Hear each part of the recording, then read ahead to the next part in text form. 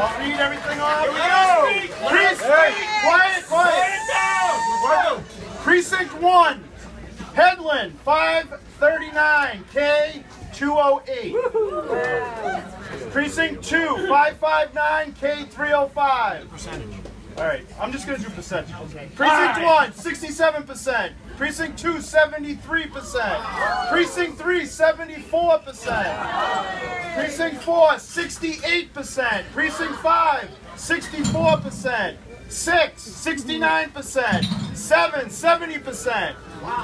8, 71%. 9, 69%. 10, 66%. 11, 71%.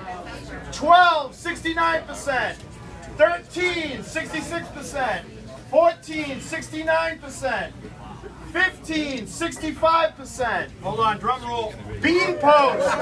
Bean post. 75%.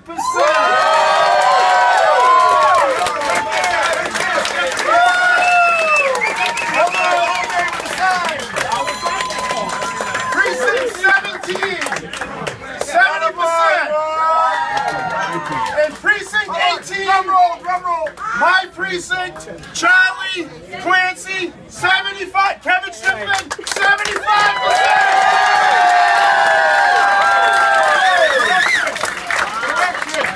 Correction. 75.01. And now, ladies and gentlemen, I have the honor of giving you the new Mayor of Weymouth.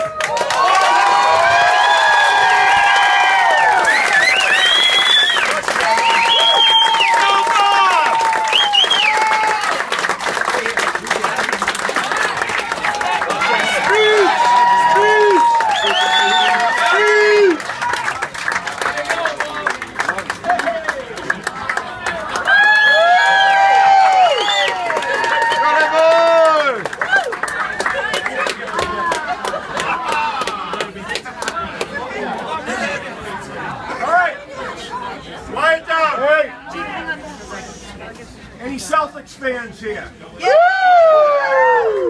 Any Celtics fans old enough to remember the 1980s?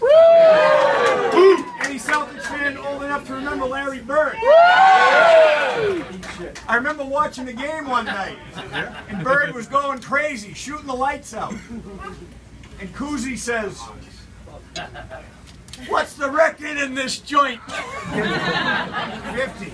And I don't know if I'm talking about the capacity. What did Johnny Most say? At Memphis Joe's, or the electoral results tonight. Yeah! Thank you. I guess we didn't have that many Celtics fans. A lot of you looked at me like, what the heck's he talking about? Get it? What's the record in this joint? Cousy was talking about Bird lighting it up. But anyway, you guys are like... Our final results are in precinct 18. All right, let's do one more. 18! We already got it. Cast 977. For Mayor, Robert Headland, 730.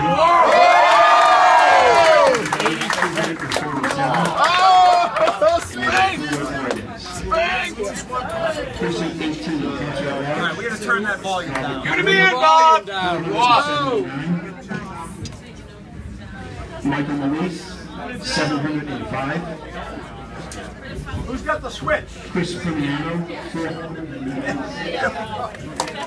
As I was saying, thank you all. I look around the room and I see someone that did something along the way, whether you cut a check, whether you held signs, whether you hosted a coffee.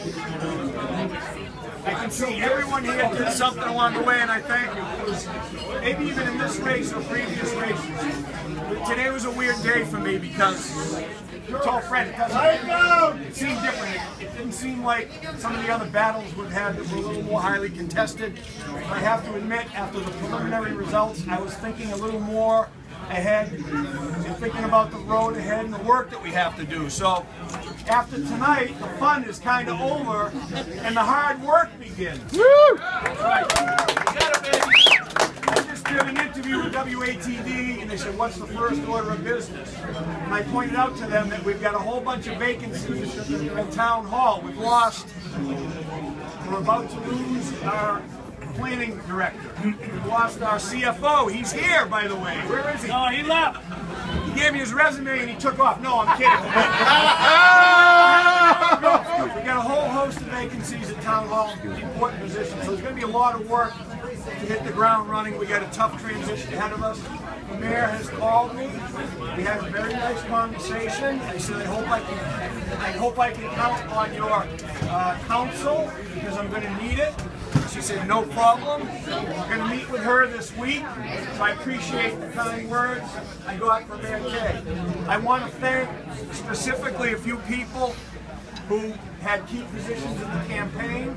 And I'm going to do this at random, but a guy I always forget because he's in the shadows is my campaign treasurer, Gerard Lane.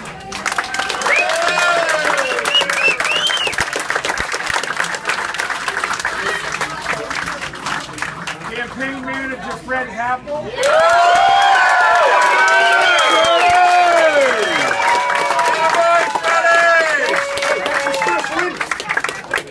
Frank Greenberg just reminded me it's his first win. And for those of you that don't know, Fred Happel was the first intern I ever had in the Massachusetts State Senate. First one.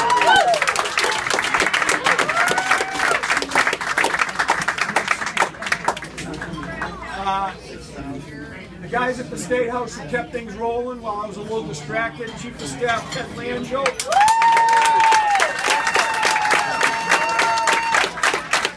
Andrew Dalton. Pat O'Connor. Hey. We found one person who actually can work a little calculator and come up with percentages. We had a little problem with that in the preliminary. But Daria is here and she did the quick calculation. So if they're wrong, we know who to talk to. Who am I forgetting? Oh, Anthony! Come on. I said her. Why don't you listen? I'll say it again. Sandra Dalton.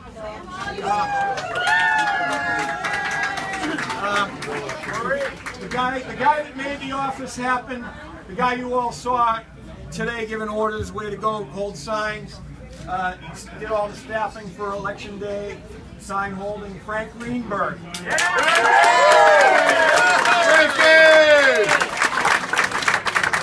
The guy we lost early on because he had to go to school, but he got us. I can't understate what this guy did for me because I'm an old, technologically challenged guy, okay?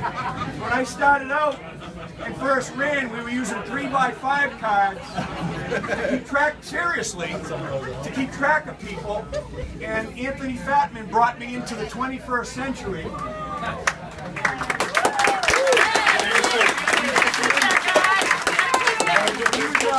He was our field coordinator. Unfortunately, he had to go off to school. I won't go on about people that helped because you all did something, but those of you that hosted coffees, those of you that offered to host coffees that we blew off, I thank you too. It saved you a little trouble. The guys who helped us raise a little money, I see you here. The guys that threw that Bald Walter event and Jim Melody event together and did all the work. Woo! And I know I'm forgetting stuff, but Just bring the city back, Mr. Hedlund. We got a lot of work, and one of the great things about having a little bit of confidence in this race, I literally made one promise throughout this campaign. You know, when I went and saw, I see Jimmy Young from the Firefighters Union, and he'll vouch for it. First thing I told these guys when I met with them back in June, was it? Maybe earlier?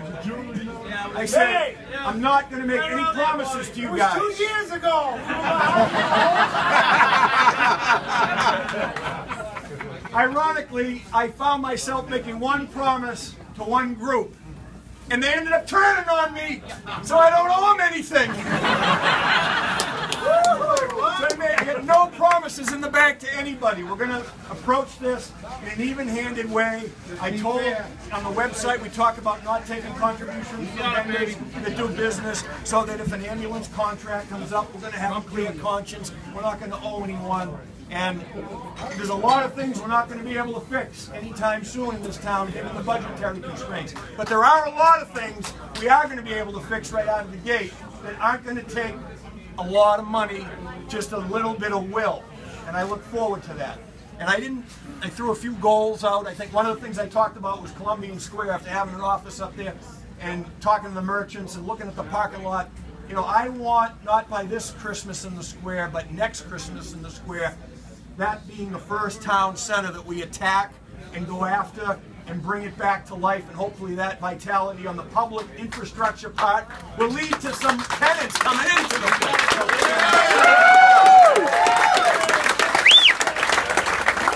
One more volunteer. I got to single out Maria's over here. She was our #1 phone caller.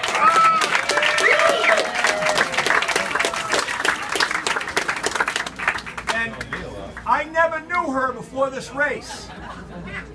She got blown off by Town Hall on an issue, and that was her motivation. So every time I see her, I remember that we got to respond to constituent service calls. I want to recognize we have other elected officials in the room, and I think they're doing pretty good tonight. Pat O'Connor is here. Where are you, Pat O'Connor?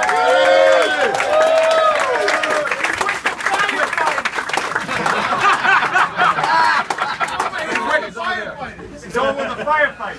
A quick word about Pat O'Connor. When I was thinking about this issue and whether or not to run, Pat really did more to educate me about what the job is going to entail, what the needs of the town were internally on the municipal side, and was excellent in terms of advice and counsel. I want to thank him very, very specifically for the guidance he gave me, and a lot of that information was invaluable in the debates and such. So thank you, Pat O'Connor.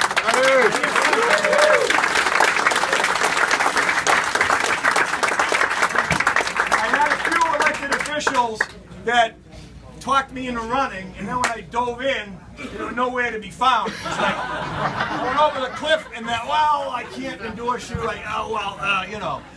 Except for a couple that are in the room. Oh! Wow. Wait a minute. That's coming from a guy that used to hold signs for him, okay? But Gail Sheed and Kathy Curran of the school committee were with me every step of the way.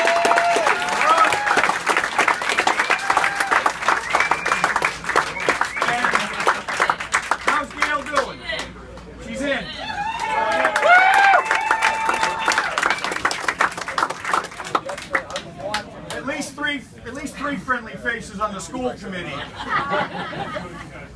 Gail, Kathy, and then I can go look in the mirror. No, but I hope to have a good working relationship. They weren't with me, but we're going to work on that. Joey Perrette, who opened up his place tonight. Give him a round of applause.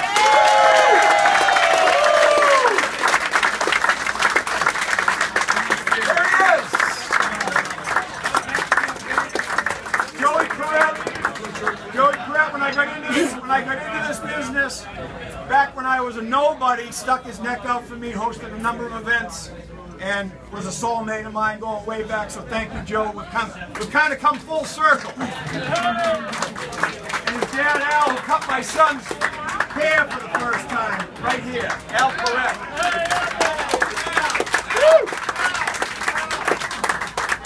I can continue to go around the room. I see childhood friends. I see a couple of out-of-towners, people like Dottie Leach from Situate, who have worked tirelessly for me through the years. I got family here, my mother, Joanne.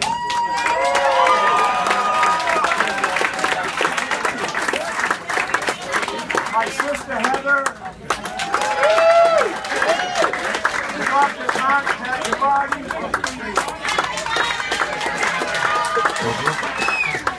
And my niece is even here.